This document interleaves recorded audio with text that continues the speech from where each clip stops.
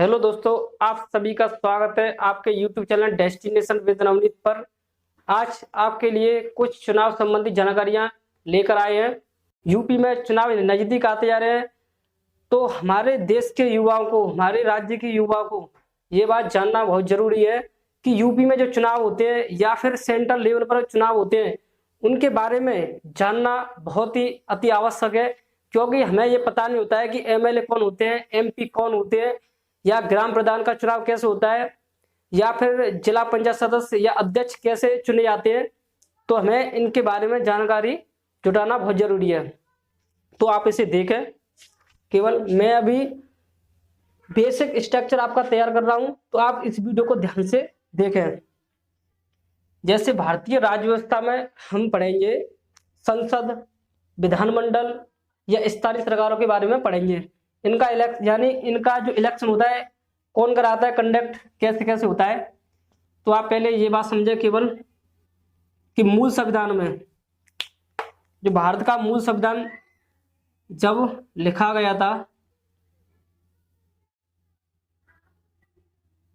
मूल संविधान में और वर्तमान संविधान में, मूल संविधान में पहले भाग कितने थे? भाग, अनुच्छेद या आर्टिकल, इंग्लिश में बोले आर्टिकल, या फिर अनुसूची। अनुसूची पहले 22 भाग थे, 22 आर्टिकल 395 थे, और 8 अनुसूचियां हैं। लेकिन ये घटते बढ़ते रहते हैं। तो वर्तमान में अभी 25 भाग है हमारे संविधान में। इंडियन कॉन्स्टिट्यूशन अनुच्छेद आर्टिकल ये कितने हैं? 400 प्लस, यानी 450 प्लस है। ये 450 प्लस, ये घटते बढ़ते रहते हैं। इन्हें विधायिका घटाती बढ़ाती रहती है, यानी कि हमारी संसद। अनुसूची है 8 प्लस, यानी कि 12। अभी वर्तमान में 12 अनुसूचियां हैं। ये 4 अनुसूची बाद में जोड़ी गई थी। तो आप बेसिक स्ट्रक्चर केवल मेरे इस वीडियो के माध्यम से ध्यान से देखें। ये कोई सर्किल है, इस तरीके से आप केवल समझे। ये है इंडिया, माना कि कोई सर्किल है, ये एक्स, और ये है इंडिया। इसमें 28 राज्य व 8 केंद्र शासित प्रदेश हैं। आप सभी जानते हैं केंद्र शासित प्रदेश। तो ये इस तरीके से माना कि हमें डिवाइड किया हुआ है। इसमें ए बी सी डी करके ये हमारे राज्य हैं। इसमें A B C D E F G H I J K L. आप ये समझिए क्या, यानी ये केवल ए बी सी यहाँ पे ये क्या है? राज्य है। और इन्हीं के, यानी इन्हीं में 8 केंद्र शासित प्रदेश हैं। आप केवल ये समझे, ये हमारा पूरा सर्किल है। इसे मानते हैं हम सेंट्रल गवर्नमेंट, संघीय सरकार या केंद्र सरकार। आप इसे समझे केंद्र सरकार, सेंट्रल गवर्नमेंट। और ये ए बी सी डी करके दिख रहा है आपको, ये है स्टेट गवर्नमेंट, यानी राज्य सरकार।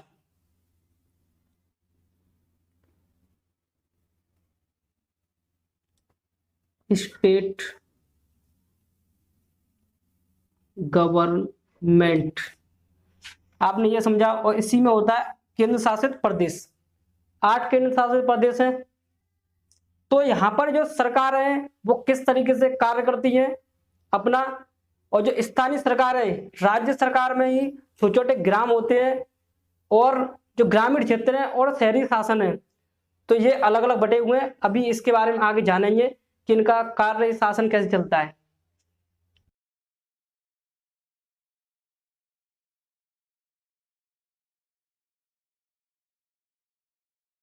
आप ये देख पा रहे हैं विधायिका, कार्यपालिका, न्यायपालिका। ये तीनों एक दूसरे से स्वतंत्र है लेकिन एक दूसरे से जुड़ी हुई हैं। आप सबको पता है कि संसद, विधानमंडल, इनके बारे में नाम तो सुना है, नाम सुना है केवल आपने, इनके बारे में पता नहीं कि ये कैसे कैसे होता है। तो देखिए विधायिका हमारे सेंट्रल लेवल पर भी हो सकती है या फिर स्टेट लेवल पर भी हो सकती है या फिर स्थानीय लेवल पर भी हो सकती है विधायिका। जो विधि बनाने वाले होते हैं जैसे संसद प्लस विधानमंडल, संसद जो आपकी सब पूरी संसद यानी फुल,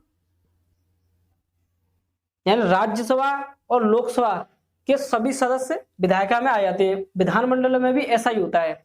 इनके बारे में भी जानेंगे अच्छे से। अभी केवल आपको ये पता होना चाहिए कि विधायिका, कार्यपालिका, न्यायपालिका में भी क्या अंतर होता है। तो कार्यपालिका कार्य करने वाली है, आपको वैसे ही पता चल रहा है कार्यपालिका, और विधि विधायिका या विधि बनाने वाली, तो आपको वैसे ही पता चल रहा है। तो कार्यपालिका में आपकी क्या क्या आ जाती है, सत्ता पक्ष, यानी कि अभी सेंट्रल गवर्नमेंट में बीजेपी की सरकार है तो सत्ता पक्ष है, इसे बोलेंगे सत्ता पक्ष, प्लस प्रशासन। और कार्यपालिका का प्रमुख कौन होता है, राष्ट्रपति। कार्यपालिका का प्रमुख राष्ट्रपति होता है। सत्ता प्लस प्रशासन में आपके आईएएस, पीसीएस यानी जिलाधिकारी वगैरह जो और भी नीचे प्रशासन संभाल रहे हैं, ये सभी सरकार में आ जाते हैं, इन्हें ही सरकार बोला जाता है। जैसे विपक्ष, ये सत्ता यानी विपक्ष वाले बोलते हैं कि सरकार क्या कर रही है, तो आपको पता होना चाहिए कि सरकार किसे कहते हैं। इसमें विपक्ष शामिल नहीं है, तभी तो वो बोलते हैं कि सरकार क्या कर रही है। कोई भी विधेयक लेके आते हैं तो उन्हें गलत लगता है तो सरकार क्या कर रही है ऐसा, तो ये समझे कि। और न्यायपालिका है, ये जुडिशरी, इसका भी बहुत बड़ा रोल होता है। अगर ये विधि बना रही है, विधायिका अगर विधि बना रही है तो कार्यपालिका का स्टेप यानी इसमें नहीं होगा, इसका स्टेप इसमें नहीं होगा, और न्यायपालिका का स्टेप इसमें नहीं होगा। जब ये विधेयक बनकर तैयार हो जाएगा, जब कोई बिल पास होकर राज्यसभा लोकसभा में पास होकर न्यायपालिका के पास जाता है, तब ये समीक्षा करती है। ठीक है, तो आप इसे केवल देखें। इसमें सचिवालय और होते हैं, यहां पर सचिवालय यानी कि यहां पर जो प्रशासनिक से जुड़े हुए लोग होते हैं, आईएएस करके आते हैं बहुत से लोग प्रशासनिक सेवा में, जो सीनियर हो जाते हैं, जो सचिव बनते हैं, तो वो यहाँ पर इनके साथ कार्य करते हैं। उन्हें डॉक्यूमेंट वगैरह सबमिट कराते हैं जो सांसद होते हैं उन्हें, क्योंकि उनका समय बचे, इसलिए ये केवल तैयार करके देते हैं इन्हें, और ये बिल लेकर आते हैं सांसद वगैरह।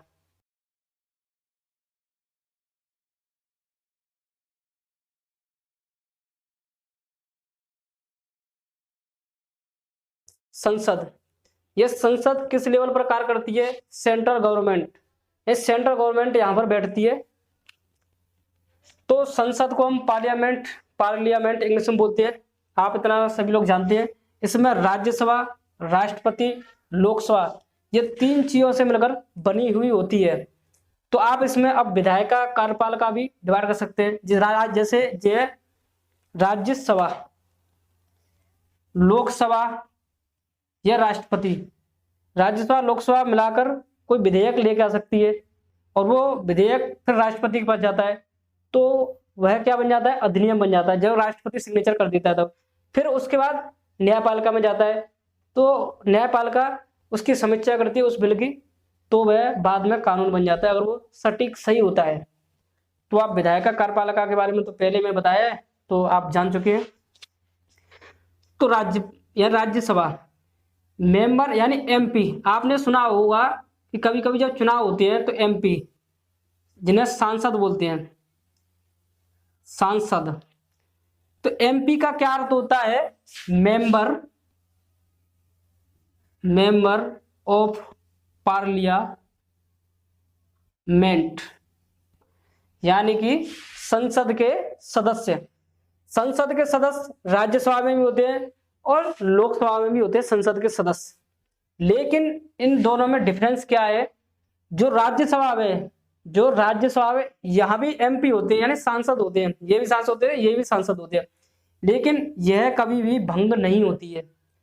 यानी कि यह देश की ऐसी विधायिका है, संसद है, ये वो राज्यसभा कभी भंग नहीं होती है। लेकिन यह निश्चित समय के बाद या उससे पहले, निश्चित समय के बाद या उससे पहले भंग हो जाती है, भंग हो जाती है।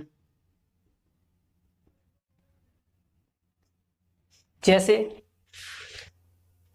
यहां पर जो सभापति होता है वही उपराष्ट्रपति होता है, यानी उपराष्ट्रपति पदेन सभापति होता है, तो आप ये जानते हैं। और इनका कार्यकाल, जो उपराष्ट्रपति है, इसमें 5 वर्ष का होता है, जो इसका टाइम पीरियड है 5 वर्ष। इसके अन्य सदस्य हैं, यानी सांसद, राज्यसभा के सदस्य, उन्हें सांसद बोलते हैं, तो उनका कार्यकाल 6 वर्ष के लिए होता है। उनका कार्यकाल 6 वर्ष के लिए होता है। इनकी योग्यता कितनी होती है, यानी कि ये कितनी आयु के बाद चुनाव लड़ सकते हैं, तो इसकी आयु होती है 30 वर्ष। 30 वर्ष के बाद ये चुनाव लड़ सकते हैं, राज्यसभा में सांसद बन सकते हैं। और ये सेवानिवृत्त या रिटायरमेंट कब लेते हैं? रिटायरमेंट इनका साइकिल होती है इनकी, यानी साइकिल चेन बनी हुई होती है इस तरीके से, यानी 2 वर्ष बाद 1/3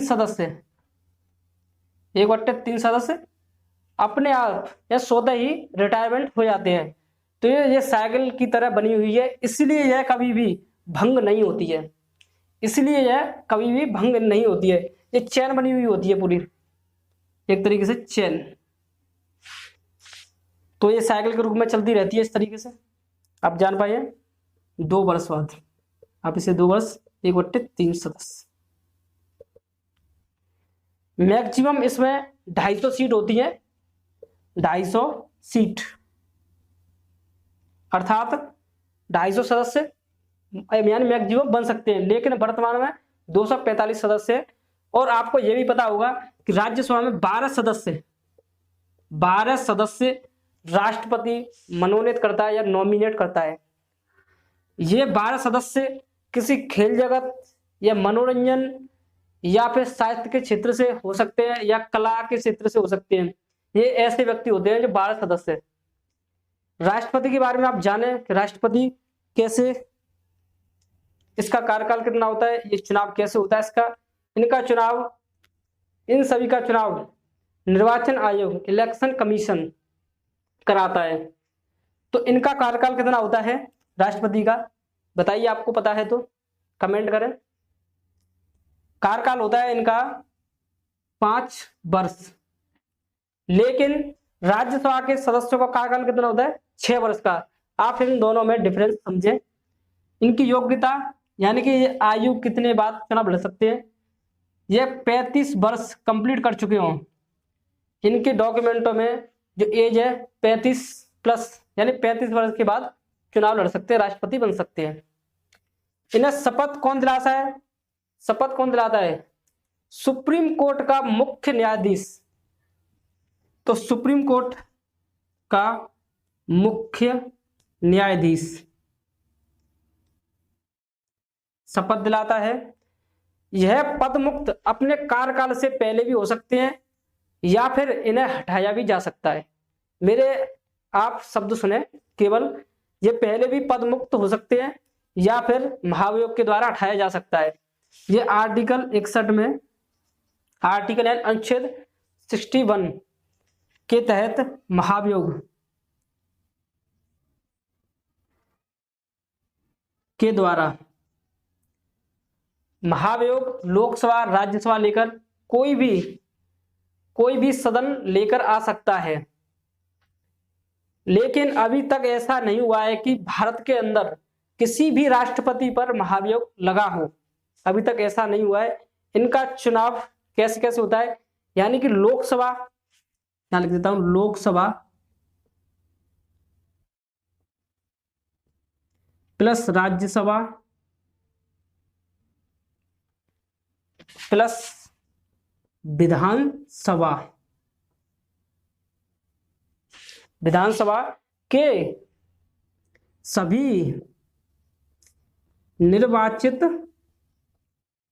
सदस्य। आप मेरी बात को ध्यान से सुने, मैंने यहां क्या बोला है, निर्वाचित सदस्य, अर्थात उन्हें जनता ने चुना हुआ हो। यहां पर लोकसभा में भी कुछ ऐसे सदस्य होते हैं, राज्यसभा में भी ऐसे सदस्य होते हैं जिन्हें राष्ट्रपति अपनी तरफ से यानी नॉमिनेट करता है, तो वो लोग इसमें शामिल नहीं होंगे। और विधानसभा में जैसे आप विधानसभा होती है हमारे यहाँ यूपी में विधानसभा में, हर एक राज्य में विधानसभा अपनी अपनी है। तो अपने विधानसभा में 403 सीट निर्वाचित सदस्यों की है। जो एक सीट है उसे नॉमिनेट राज्यपाल करता है, यानी मनोनीत राज्यपाल करता है उस व्यक्ति को, वो भी एक विधायक होता है। तो वह विधायक इसमें शामिल नहीं होगा, क्योंकि जो नॉमिनेट किए हुए हैं वो एक भी व्यक्ति इसमें शामिल नहीं होंगे। जब राष्ट्रपति का चुनाव हो रहा होगा तब केवल ये वोटिंग करेंगे निर्वाचित सदस्य।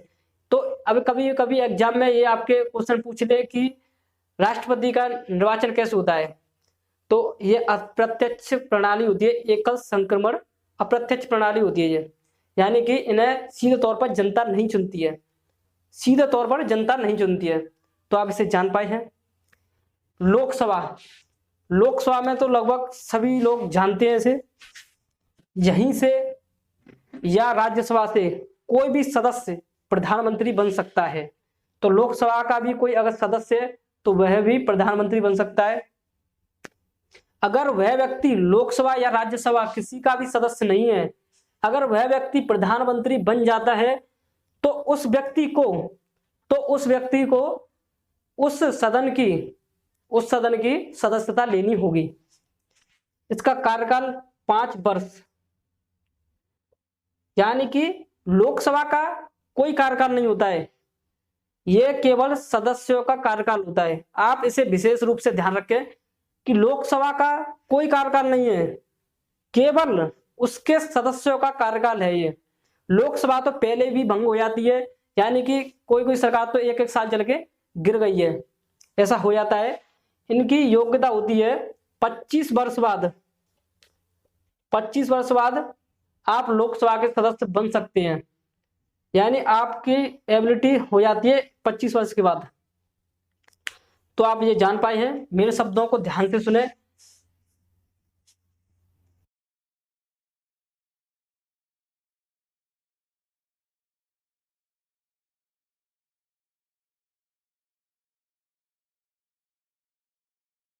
तो दोस्तों आज की वीडियो यहीं तक। अगर मैं ये वीडियो और लंबा लेके जाता, मैं अगर विधानमंडल के बारे में बताता तो ये वीडियो बहुत ज़्यादा लंबा हो जाता। तो इसलिए आप अगली वीडियो में देखें, और आपके जो भी डाउट है, जो भी अगर आपको डाउट प्रॉब्लम होती है तो आप कमेंट करें, मैं उसे अगली वीडियो में कवर करने की कोशिश करूँगा। अगर आपको कोई भी चीज़ समझ में नहीं आई है या फिर और भी कोई डाउट है आपके, तो ठीक है।